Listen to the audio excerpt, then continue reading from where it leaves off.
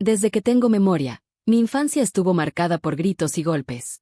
Mis padres, si es que puedo llamarlos así, parecían disfrutar recordándome lo poco que significaba para ellos. Mi madre tenía un temperamento impredecible.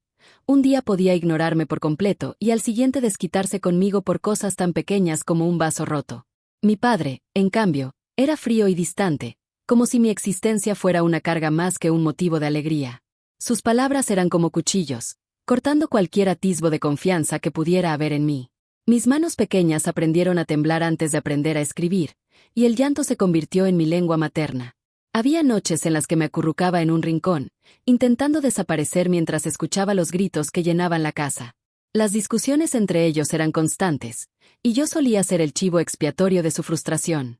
A veces, me preguntaba si alguna vez me habían deseado o si simplemente era una consecuencia no planeada de su caótica relación. En medio de ese infierno había un rayo de luz. Mi abuelo. Era un hombre de mirada serena y manos firmes, con un porte que inspiraba respeto pero con una voz tan cálida que podía calmar hasta las tormentas más violentas. Aunque no vivía con nosotros, siempre me visitaba, y sus visitas eran mi único escape. Solía traerme pequeños obsequios, un libro usado, una fruta madura que había recogido especialmente para mí, o simplemente una palabra amable que me hacía sentir vista. Recuerdo el día en que todo cambió como si fuera ayer. Mi madre me había castigado injustamente, gritando que yo era la razón de todos sus problemas, y mi abuelo llegó justo cuando ella me golpeaba. No dijo una palabra, simplemente me tomó en sus brazos y miró a mis padres con una mezcla de decepción y determinación. En su mirada había una promesa silenciosa, no iba a permitir que eso continuara. Esa fue la última vez que los vi por muchos años. Mi abuelo me llevó a vivir con él, lejos de aquella casa de pesadillas. Su hogar era un paraíso terrenal, rodeado de hectáreas llenas de frutas exóticas. Mangos de un dulce embriagador, maracuyás que perfumaban el aire, guanábanas tan grandes que apenas podía cargarlas. Cada rincón de su finca era un mundo de colores y sabores, y por primera vez en mi vida, conocí la paz. Las primeras noches me costó dormir, acostumbrada al ruido y al miedo constante, pero su voz era mi ancla. Aquí estás a salvo, María. Nadie te va a lastimar más. Con el tiempo, nuestra relación se convirtió en algo más profundo que un simple lazo familiar. Pasábamos horas caminando entre los árboles, y él me contaba historias de su juventud, de cómo había empezado con solo un pequeño terreno y un sueño. Me enseñó a observar el mundo con paciencia, a entender que la naturaleza tiene su propio ritmo. Cuidar la tierra es como cuidar a una persona, decía.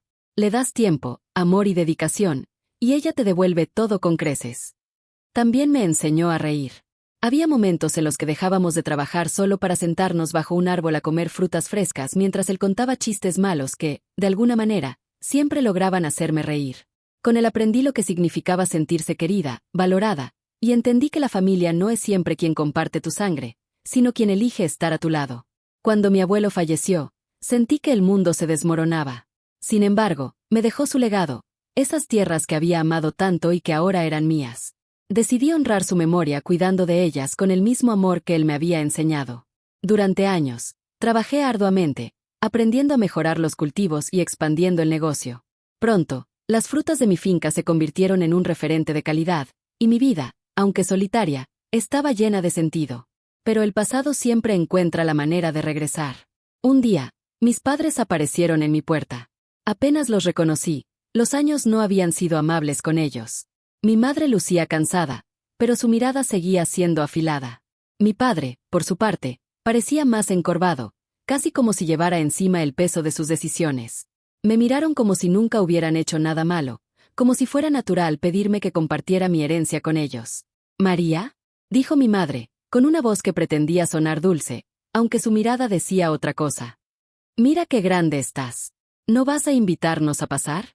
«¿Qué hacen aquí?», respondí, cruzándome de brazos. «Somos tus padres», intervino mi padre con un tono autoritario. «Tenemos derecho a lo que te dejó tu abuelo. Después de todo, sin nosotros no estarías aquí». La risa que salió de mi boca fue amarga. ¿Derecho? ¿Qué derecho tienen después de todo lo que hicieron? Ustedes me abandonaron emocionalmente mucho antes de que el abuelo me rescatara. Mi madre frunció el ceño, dejando caer la máscara de falsa amabilidad. «No nos hables así. Te dimos la vida. Lo mínimo que puedes hacer es compartir lo que tienes con nosotros. Ustedes me dieron la vida, sí, pero el abuelo fue quien me la devolvió. Todo lo que tengo, se lo debo a él, y no pienso compartir nada con quienes me trataron como una carga. Mi padre avanzó un paso, su rostro rojo de ira. Escucha bien, muchacha. Si no nos das nuestra parte, lo lamentarás.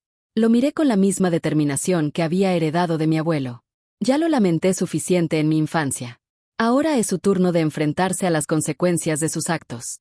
No les debo nada. Váyanse. Sus rostros se contrajeron en una mezcla de furia y derrota. Salieron de mi finca maldiciendo, pero yo no los escuché. Cerré la puerta tras ellos y sentí como si un peso enorme desapareciera de mis hombros. Esa noche, mientras repasaba los eventos del día, una idea comenzó a tomar forma en mi mente. No iba a permitir que intentaran volver a mi vida como si nada hubiera pasado. Decidí usar las conexiones que había hecho a lo largo de los años para investigar sus vidas actuales.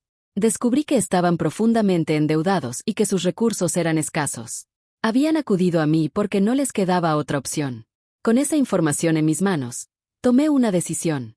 A través de un conocido en el banco, logré adquirir las deudas que tenían. Ahora eran mías. Cuando finalmente recibieron la notificación, no tardaron en regresar, esta vez suplicando. Por favor, María, dijo mi madre, con lágrimas en los ojos. No nos hagas esto. Solo queríamos una oportunidad. La miré con una frialdad que nunca antes había mostrado. ¿Una oportunidad? ¿Como las que ustedes me dieron cuando era una niña? ¿Como las veces que me dejaron llorando sola? No, mamá, esto es justicia. María, somos tu familia, insistió mi padre, intentando mantener la compostura. No puedes hacernos esto. ¿Familia? Repliqué, alzando una ceja. La familia cuida, la familia protege. Ustedes no hicieron nada de eso. Esta es la última vez que nos veremos. Quiero que paguen cada centavo de lo que deben. Y si no pueden, bueno, espero que disfruten enfrentar las consecuencias. Los vi marcharse derrotados, conscientes de que no tenían poder sobre mí. Cerré ese capítulo con la misma determinación que había aprendido de mi abuelo. Con el tiempo, la vida comenzó a tomar un ritmo más tranquilo. Con el dinero que generaba la finca, decidí crear un pequeño centro comunitario en honor a mi abuelo. Allí enseñaba a niños y adultos a cuidar la tierra, a amar la naturaleza y a encontrar en ella la misma paz que yo había encontrado.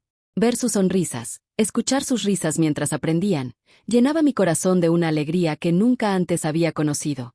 Una tarde, mientras caminaba entre los árboles, una niña se me acercó con una guanábana en las manos y una gran sonrisa en el rostro. Gracias, señora María, me dijo, por enseñarnos esto. Mi mamá dice que usted es una buena persona.